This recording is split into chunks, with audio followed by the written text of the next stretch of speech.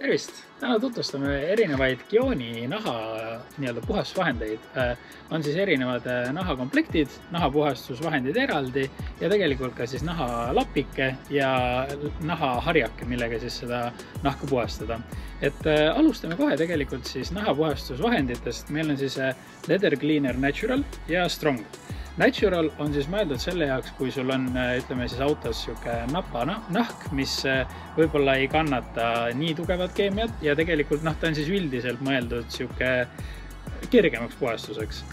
Strong, nagu nimi ütleb, on siis tegelikult tugevamaks puhastuseks, kui ongi mingi plekid, mis ei tule näiteks naturaliga maha või midagi, mis on tõesti hästi kõvasti sinna naha sisse jäänud.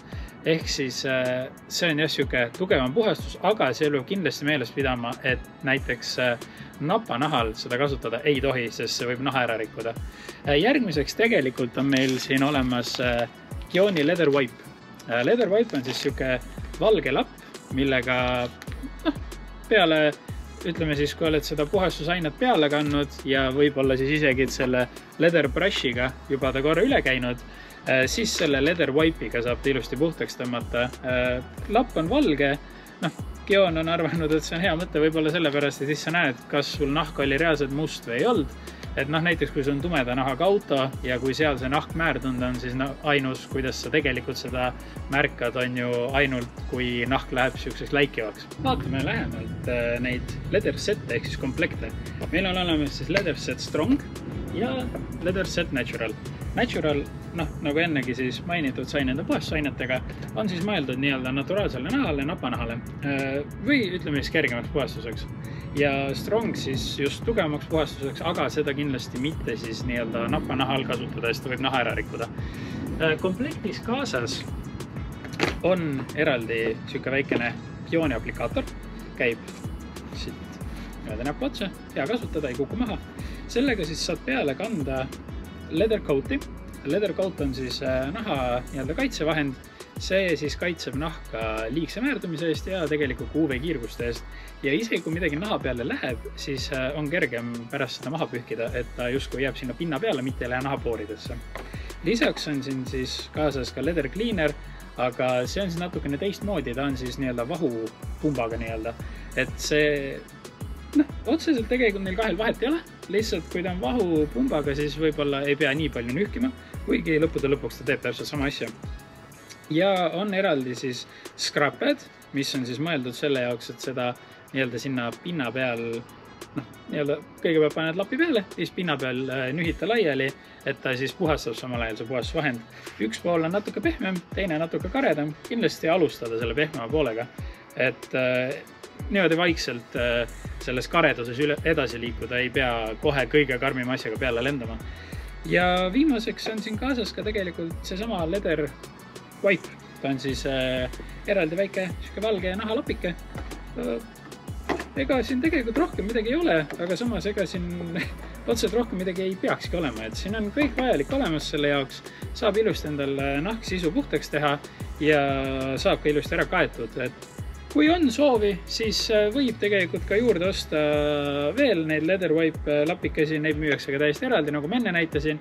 Ja samamoodi ka tegelikult leather brush on võimalik eraldi osta, kui see scrub pad ei tundu võib-olla käes nii mugav. Et need harjased on ka pigem sellised pehmepoolsed, nendega saab ka ilusti selle naha puhtaks.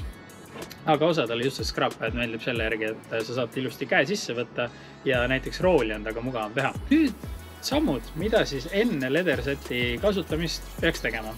Kõigepealt kindlasti on vaja autol siis salongis liigne, ütleme lahtine mustus ära puhastada. Ehk siis, kui on vähegi võimalik, soovitaks kõik igasugust istmevahed, nii-öelda istme ja käetoe vahelised alad teha suruõhuga.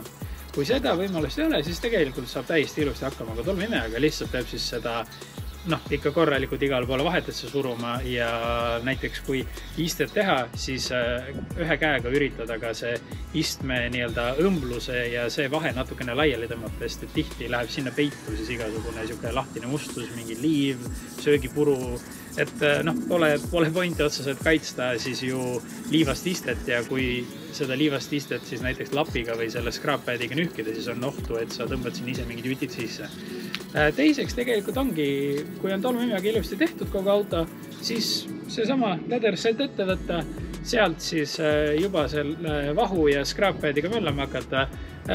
Kindlasti ei tasuks võib-olla liiga kõvasti nühkida, et pigem ütleme siis sellel alal vähem on rohkem, sest et kui võtta kõige karmim ja kõige karedam materjal või kõige karmim ja kõige karedam, ütleme siis nii vahend kui ka see scrap pad'i pool, siis sa võid tegelikult teha väga palju viga just sellele nahavärvile, et paljud tänapäeva autode nahkistmed, roolid on värvitud nahk, seega sa võid selle nahaselt lihtsalt värvist puhtaks tõmmata, mida me tegelikult siin ju ei ürita saavutada. Et kui tasapisi minna ja näed, et mingi plekk veel kuskil alles on, siis lihtsalt natukene rohkem sellele plekile keskenduda, sest ülejäänud istmed ja rool peaks ikkagi ilusti puhtaks tulema. Nii, ja kui oled jõudnud nii kaugele, et juba paned peale siis nahksisule leathercoat'i, siis tasub kindlasti meeles pidada, et kõige turvalisem on seda paigaldada niimoodi, et sa paned seda istmele peale ja siis üleliigse võtad kohe puhta ja kuiva lapiga maha. Ja kui juhtub niimoodi, et mingi osa siis kuivab ka sinna naha sisse juba, siis seda on, ütleme, 5–10 minuti jooksul on kerge seda nii-öelda jääki maha saada sealt, et alguses võib tunduda küll, et on justkui sisse kuivanud, aga siis lihtsalt võtagi see puhas lapp, lase natukene sinna peale seda leathercoat'i uuesti ja siis sellega käi uuesti üle, et nii-öelda märja lapiga ja siis jälle kuivat ilusti ära, et see siis aitab ilusti sellest sisse kuivanud jäägist ka lahti saada. Ja siis lõpptulemus peakski jääma siuke originaali naha, originaalnahk on tavaliselt jah siuke, ütleme siis ilus matt ja ta ei läigu.